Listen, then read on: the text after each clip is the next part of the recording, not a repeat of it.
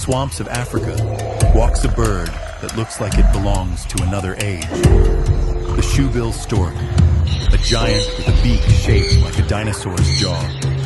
Silent and motionless, it waits for hours, its piercing eyes fixed on prey below the water. Then, explosion.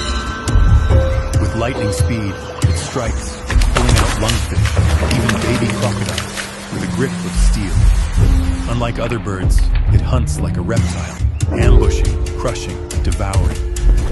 With wings that span over 8 feet, it rules the swamp skies like a prehistoric phantom. Its slow movements hide a deadly secret: patience, power, and precision. The Shoebill Stork, proof that in Africa's wild heart, dinosaurs still walk among us.